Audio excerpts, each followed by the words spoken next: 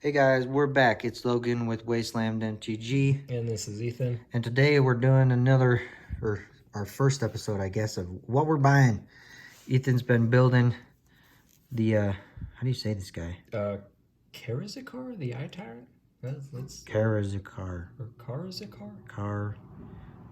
This dude! Yeah, All right. he's a Goad deck. I kind of switched the commander for it because I built the deck and I didn't use a website. So I built originally was why am I forgetting his name right now? He's ETB Goat Everything. basically he's a 4-mana demon berserker from Kaldheim, and I realized I messed up the deck, so I switched the commander. He has built-in draw power, put a little bit more draw power, a bit more threats in the deck, because I would always come in second place, but I would never be able to finish out the game because I would die. Yeah, So- Goat has that problem. Mhm. But now you hopefully have a little bit of a strategy. Yeah. All right, so we're doing what we're buying on this, and that's a little backstory on why we're picking up some of this. None of this is specs. This is not financial advice. These are just cards that we've been picking up and sharing why we're building these decks. And pretty soon you'll see a deck tech on this guy because I think it's done now. Oh yeah, it's done. A couple odd So- things mixed in here Like I as got well, some- but most of it's for this deck. So, all right, what do we got? So first one we got is a shock. We got Blood Crypt. Blood Crypt. Yeah, because this guy, 2-color, red-black, so we're not going to see a ton of shocks or fetches, but gotta get the one. So we got the Blood Crypt. It is a moderately played though. You can see some Yeah. stuff at the top. That's but, fine. know, Like we said, not specs, not... not going for some crazy stuff. Yep, this is just for playability, so So nice. Return to Ravnica Blood Crypt. should have got scissors. Just leave them in there for now. We'll just go through these and we can pull them out. Next one is up is Sower of Discord. He's not really a win con, but he kind of benefits the Goad player for having more than one opponent, because it kind of ties in two of your opponent's life totals together. Oh, that's cool. So he's kind of mean, but Okay. he definitely can help.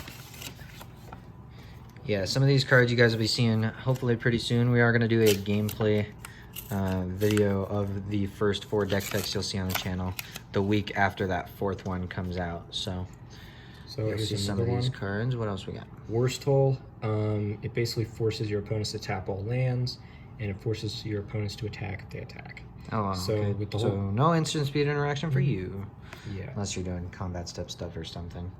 All right. And the way with the commander works, it forces all their creatures to attack if you choose a certain opponent. Because you choose one creature to Goad, and it then forces the rest of their creatures to attack. So Oh, okay. I think this is just reanimate. So yeah, so we do Classic have reanimate. a little reanimate in the deck, the classic one. So All right, just regular old reanimate. Always good. You're playing 2-color black. I don't see the problem with running reanimate, especially when you got 6 mana demon. so Oh now wow, Dorothy Voidwalker. we have Dothy Voidwalker. He's just kind of good because lots of creatures are going to be Oh, yeah. dying. Everybody knows Dothy's good. So CDH staple. he'll be pretty useful. Well, it's not even just creatures. It exiles every spell. Oh, if a card. You didn't even know that? Yeah, this is everything. really If somebody exiles their Thassa's Oracle, or like if Thassa's Oracle gets countered, it goes to the graveyard, and like you play your Tainted Pact. I know you're not doing this, but like in CEDH, like if somebody, you have to be very careful, because if somebody plays their Ad Nauseam and they don't win, then you exile your Dothy and you Ad Nauseam and you win.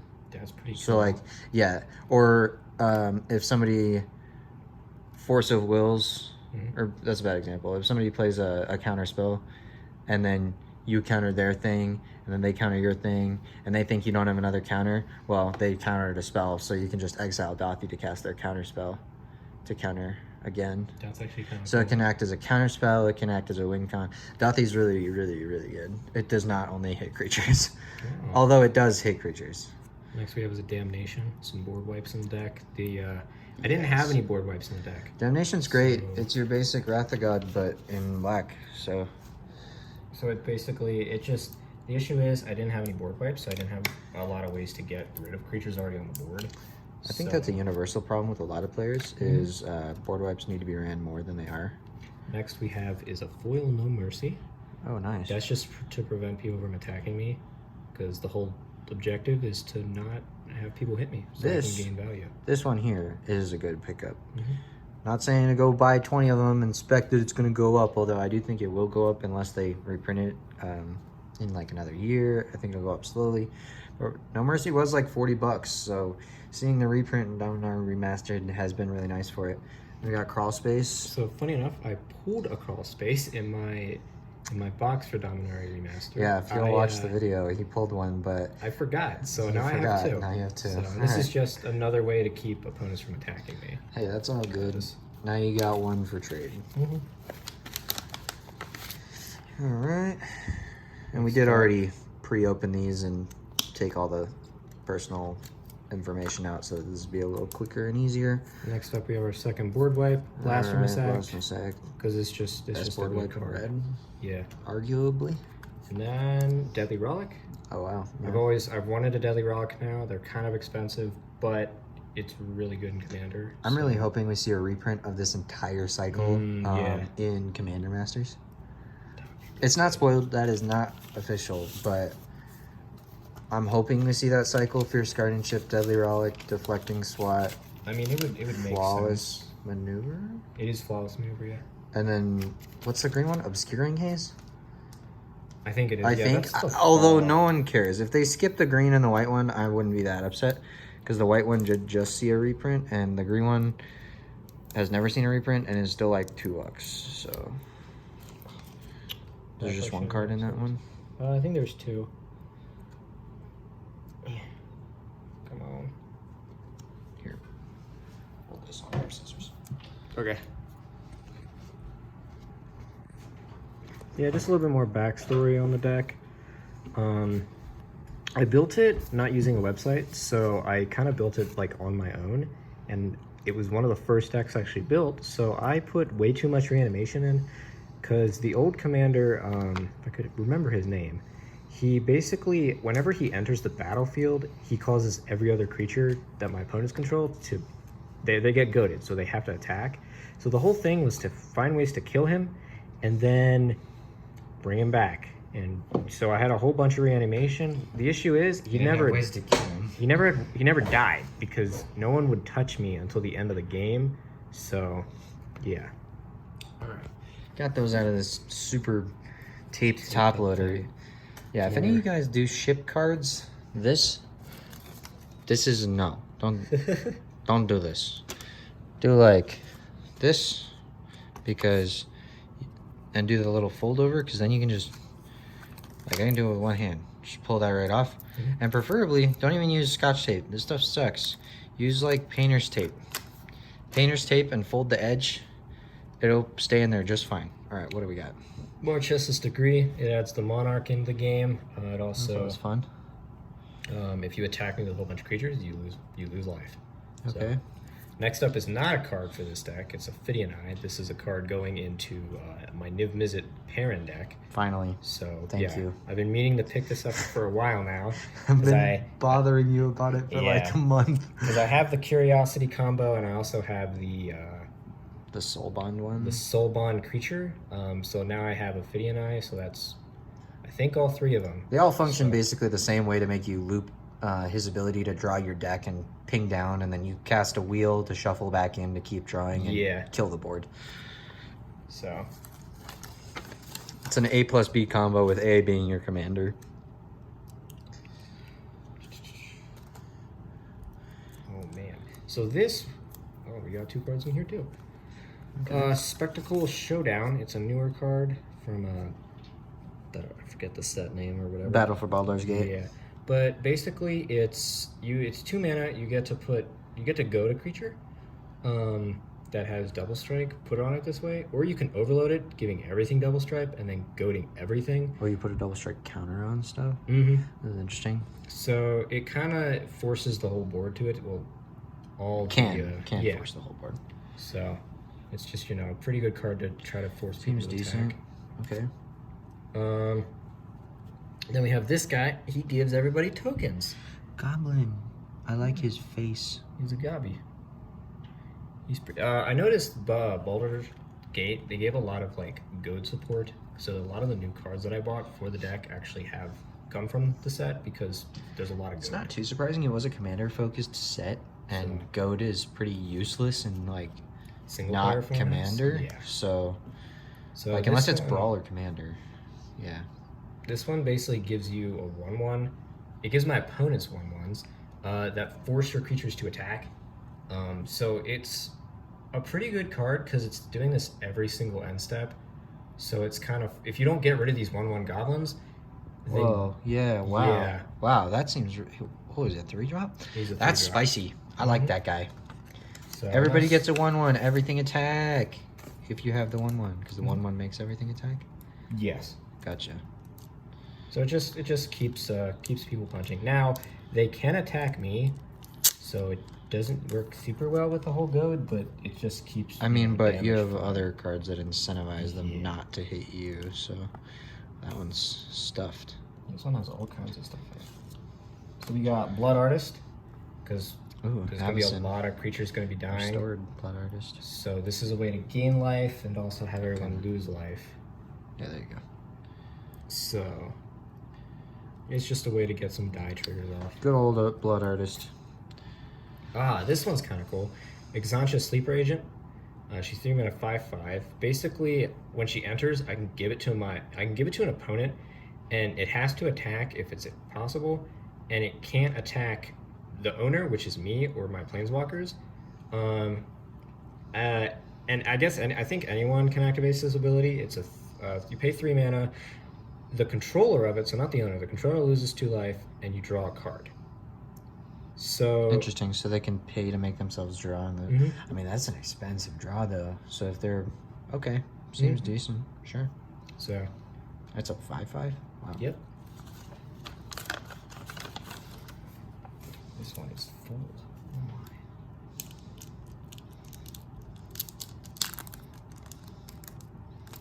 Jeez. Oh, there's more. There's more. Oh gosh.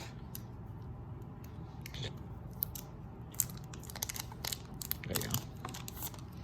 Super full penny sleeve. All right. Baleful Mastery. Yeah, I've seen this. Mhm. Exile in Black. Yep, it's Exile in Black, and if I don't want to pay the 4, you can draw a card, you know?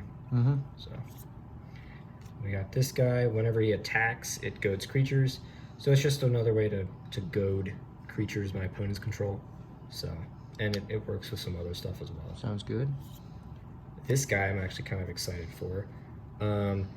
Creatures with power less than this dude. I'm not even trying to pronounce his name because it's like Baloth, Baloth Bear I Baratil Baratil? Eel? Baratil? Entertainer. Entertainer. It was entertaining to say. Okay. But basically, creatures with power less than him, so he's a 2/5, are goaded. Whenever a goaded attacking or blocking creature dies, I create a treasure. So he's not super big, so he's not going to target everything. All your baby But- tokens must attack. Yes. And when they die, I get to create treasure tokens. So, and this goes for other like goaded creatures as well, not even creatures goaded with his ability. Right. It's any goaded creature. So Not bad. this one I'm really excited for. Bothersome Quasit. He's a 3 mana 3/2 with menace. Goaded creatures can't block. And whenever I cast a non-creature spell, goad target creature opponent controls. So if I have a card that's like goad every single creature, your creatures can't block. So every time, so basically the one who is last to attack around the table is going to have the roughest time because they're going to be the one on the field for the longest. So, and you know, if I cast a non-creature spell, I just go to creature. So I just like this cat. the cat in the corner. Yeah. Meow. Here we go. Curse of Opulence. You just target a player. Whenever that player is attacked, create a gold, and each opponent can do it. So it keeps people from attacking me. So it just kind of forces damage away from me into other players. And if I put it on a player that's troublesome, that needs to be removed. It just kind of helps everyone else. So Yeah, Tomer from MTG Goldfish like preaches about this card. I'm excited to see how it works, though. It's absurd. I've seen it. And we have Death Kiss. Death Kiss. Whenever a creature attacks, a creature an opponent controls attacks when my opponents double its power toughness. So it kind of gives, it's like it just doubles the power and toughness of creatures that attack my opponents, and it becomes monstrous. And when it becomes monstrous, go it up to X target creatures your opponents control. So I can pay 3 mana and goad 1 creature, pay 5 mana, goad 2 creatures. So it's just another way to force other creatures to attack. More goad tech. Plus it gets bigger. So right. Then we have Life of the Party. He's a 4 mana 0/1 with First Strike, Trample, and Haste. Whenever he attacks, it gets +X/+0 until on a turn where X is the number of creatures I control. I put more creatures in the deck, so I'll be able to play more. All right, so it fits your theme a little bit. Yeah. All when right. it enters, if it's not a token, each opponent creates a token that's a copy of it. The tokens are goaded for the rest of the game. So basically, when it enters, it creates 3 copies. Each of my opponents got a copy, and they're goaded. So basically, it kind of says, okay, you guys all get a creature with Trample, First Strike, and Haste, so it has to attack. And it gets really big if you play a more creature-heavy deck. So it also lets my opponents get a singular big creature that can do a lot of damage because it has Trample and Haste.